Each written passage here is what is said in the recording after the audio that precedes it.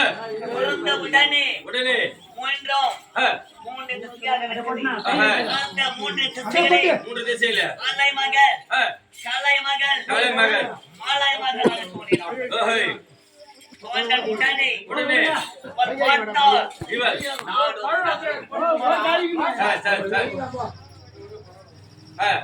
தோன்றியவன் நாட்டை அழைத்தால் நாட்டை உற்பத்தி செய்தார்.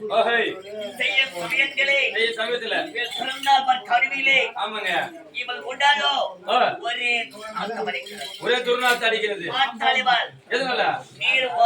போய் நீராட வேண்டும் என்று நினைத்தார். நீராடி போக வேண்டியது. நீராடினால் அந்த துர்நாற்றம் போய்விட பார்த்தால் இவள் கண்களுக்கு நீர் எங்கும் வரவில்லை. கண்களுக்கு ஆமாண்டா. பார்த்தா மந்திர கோளார் ஒரு ஓடை ஒன்று செய்தால் அந்த நீர் ஓடையிலே நீர்களை பெருகிவிட்டார். ஆறாக பெருக்கிறது ஒரு நீரானது. அந்த நீரிலே இரு பாத்திகளானது மலர்ந்து நெளிந்து மெலிந்து ஓடிக்கொண்டிருக்கிறது.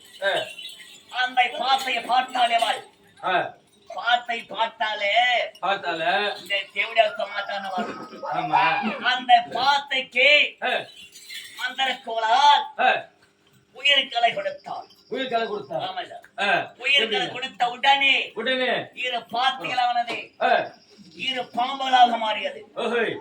ஒரு ஆண் பாம்பு ஒரு பெண் பாம்பு இரு பாம்புகளும் புணர்ச்சி செய்தது.